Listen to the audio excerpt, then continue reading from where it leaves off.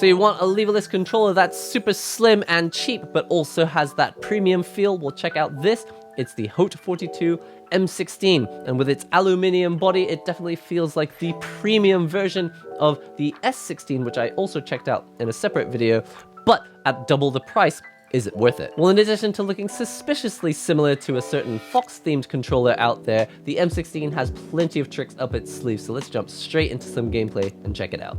Alright, as you can see, we've got our fighting game set up now, and I just want to point out that I have a separate video going into all the details on these cheap leverless controllers, because they have a lot in common. Check the link in the description below. This controller was sent to me for the purposes of making this video, but I wasn't required to say anything specific about it. I don't have to send it back at the end, and all opinions are my own. Now, the first thing you're going to notice about this controller comes even before you put your hands on it, because when you look at it, you're going to think, I feel like I've seen this somewhere before. This is, of course, the M16, but is the controller that looks suspiciously like the controller that shall not be named. Another controller on the market which is super popular and the same color and pretty much the same shape, but this one is significantly smaller. As you can see, it is only as large as it needs to be to house all of these buttons, and like the S16 which I reviewed before, it also has all of those extra buttons. So just to give you the basics, I've got left, down, right, and jump, which is your standard combination of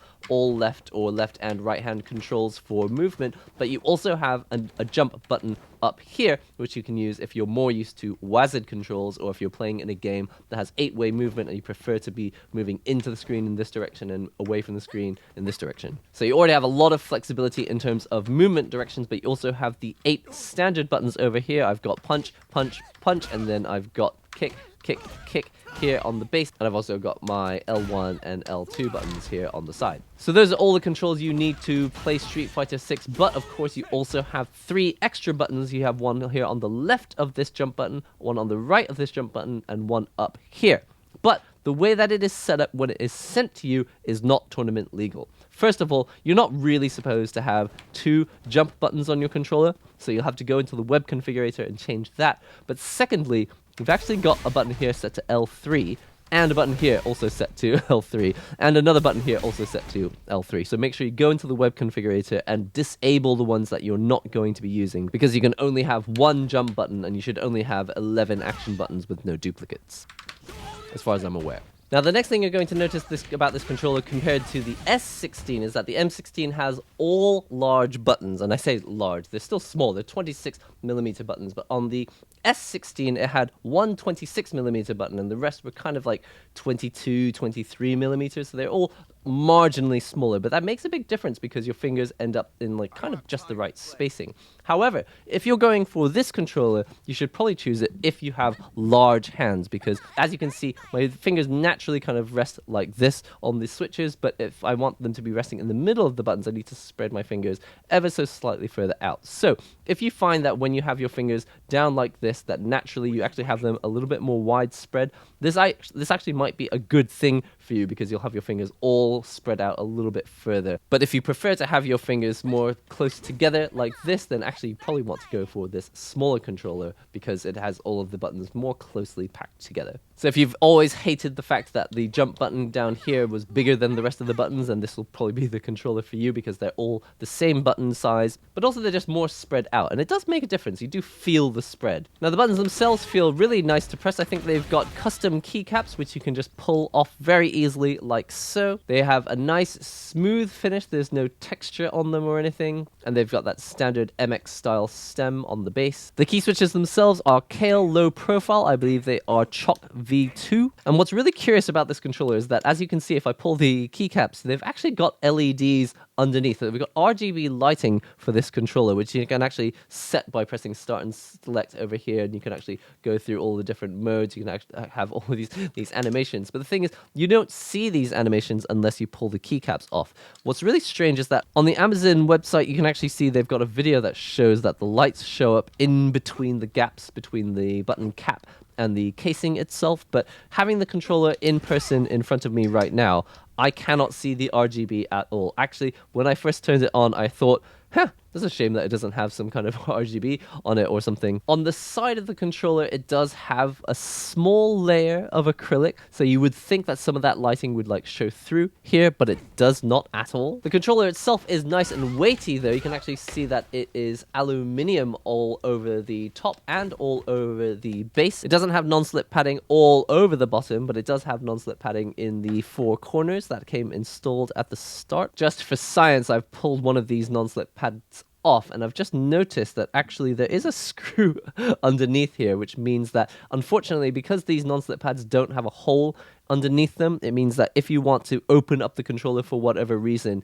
you unfortunately you'll have to rip this non-slip pad off in order to get to it. The other thing is that the controller is not really stable. The non-slip pads, I don't know if they're like different heights or maybe just the construction of the controller. You can see it kind of rocks back and forth ever so slightly. I think there's like a 1 millimeter difference in height of the controller from the left side and the right side. But for something that's supposed to lie flat on your desk, that's kind of annoying. With regards to the layout, if you have large hands, this is going to be super nice, but personally I do feel like it's a little bit too spread out. If you do have large hands, however, all the buttons are in exactly the right place for you. You've got a button to the left of the jump button, which makes it super easy to do your drive impacts or whatever shortcut you choose to set to it. And I have R3 set over here so that I can do quick drive rushes. A super useful feature you'll find on a lot of these cheap controllers featuring GP 2040 firmware is they have this OLED screen, which shows you information about what button you're pressing and whether buttons are being cancelled out because of SOCD and that sort of thing. But again, like a lot of other controllers that have this little screen, they're not actually set up to show you the extra buttons. So having this extra jump button, having an L3, R3, and maybe a touchpad or whatever you set these buttons in the web configurator to be, they don't show up on here at all. So even if I press this button over and over and over again, you can see L3 does not register anywhere on the screen. Design-wise, it's super cool that it's got this black out look to it, but it is a little bit frustrating that these control panel buttons are not labeled. I don't really know what I'm pressing, and they're not clustered either. It would be nice if there was like a cluster of 3, and then a cluster of 2, and then a cluster of 2, but instead I've just got 1, 2, 3, 4, 5, 6, 7 buttons in a row, and I really have no idea which button is which apart from the one on the far right. I know that this is start, and I've forgotten pretty much all the other buttons. If you are interested, I've got the instruction manual here. It's turbo, L3, R3, and then the minus button, and then home, back, and start. I'm not 100% sure what the difference is between back and minus. If you're interested in using the turbo function, you can hold down this button and press punch, and then as you can see, that becomes a turbo button. In order to get rid of it, you hold down turbo again, press punch, and now it just becomes a regular button.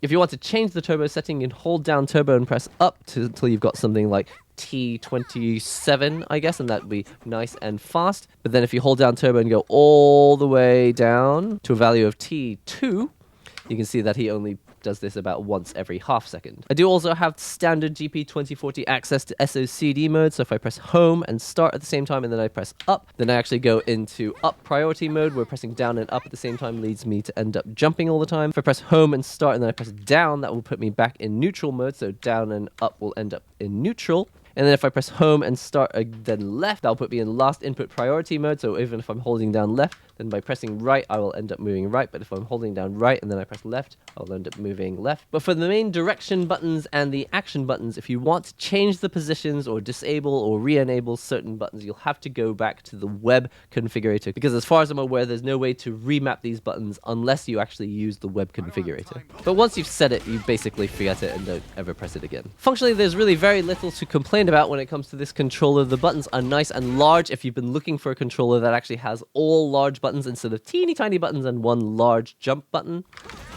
It's also got a wider spread if you've got large hands, so you've been looking for a controller that does that. The keycaps themselves seem nice and tight, so I'm not worried about them popping off, well, at least they haven't done so yet. And the fact that they're not textured is quite nice. They're not glossy, but they're not sticky, and they don't cause like pain when I double tap on these buttons. The other thing is that they're nice and low profile enough that I can double tap them without bumping into the buttons below. So even if I'm double tapping on the top row here or double tapping on the bottom row, I don't end up bumping into other keys that are nearby. And I can't say that about all controllers. There are quite a few controllers out there where they've squeezed all the buttons together, but then double tapping actually becomes quite difficult because like the spacing is too close and the buttons are too flat. But the keycaps on the M16 are nice and very subtly convex. They're nice and rounded, so they don't have hard edges or anything. Really, there's very little to complain about, especially if you're playing on your desk, because it's a super thin controller. Like, this is nice and slim. Obviously, we're looking at from the very edge. At the thinnest point, it's super slim, but even at the thick point, like, we're talking about a centimeter at most. Yeah, like 1.3 centimeters. So we're talking about a super thin controller here. But thinness is not everything. Sometimes you need to check whether the controller fits on your lap. And this is where these small controllers struggle a little bit, because they may be just a little bit too small. Like, if I've got my legs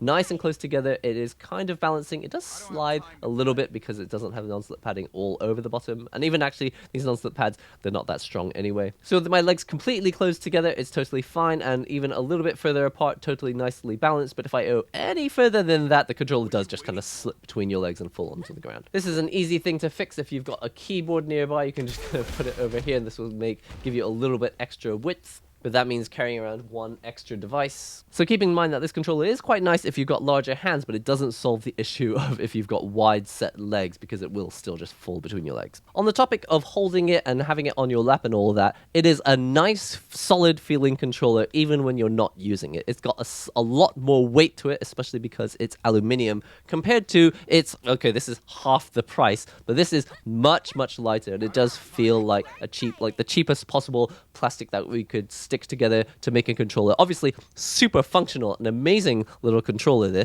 S16. But if you go for the double-priced controller at $103, and again, that is still incredibly reasonable for this type of controller at the moment, being able to get it with that nice, solid aluminium body, it does make it feel a lot more premium. Whether it actually is more premium or it's going to last any longer, I have absolutely no idea, but it does feel a lot more solid. Something that might seem a little strange to be impressed by is the USB cable. This is a much nicer cable than the one that came with the S16. I don't know why. I doubt that it's like a much higher quality cable, but I don't know. Just having this little blue surround on the USB cable was quite nice, and it's just got an interesting shape. It just looks nice. It matches the controller. I like that they chose a cable that would match the controller better. So really, functionally, form-wise, and price-wise, there's not a lot to complain about with this controller. You get a controller that looks a whole lot like one of the popular officially licensed controllers, but at a significantly lower price. Of course, it's not officially licensed, so it won't work on PlayStation 4 or PlayStation 5.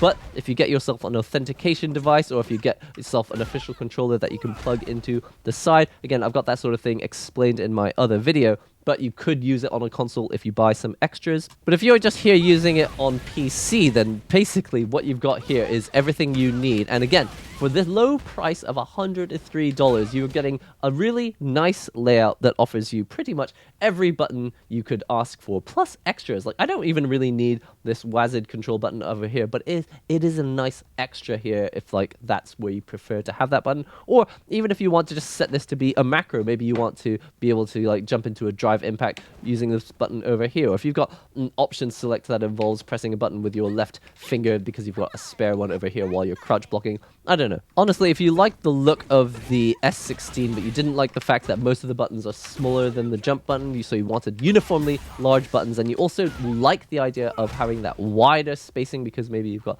larger hands, then this does solve that issue. It doesn't change the fact that the controller is still super tiny, and so if you put this in your lap and you've got your legs spread wide, it is still going to fall through your lap. But the controller itself, it has everything going for it. I guess it just has the same worries that I have about most controllers, like, is it a Haute42 controller, or is it by an affiliated company that is making Haute42 controllers under a different name, and how long are they going to exist for? So to sum up my thoughts on the Borcham Haute42 M16, I'd say that if you liked the look of the S16, but there was something about it, like you didn't like the buttons being so closely packed together, or you didn't like that they were all small buttons and one large button for the jump button. If you like the idea of having all of the buttons a little bit more spread out, which is better for larger hands, and then also having all of the buttons be the same size, and you want that slightly premium feel of having a controller that is aluminium and a little bit weightier, then even though it's double the price, at $103, I think it's still a very reasonable price for this type of product. At this price, you're getting pretty much everything you could ask for, except for the fact that it just falls through your lap because it's quite small. So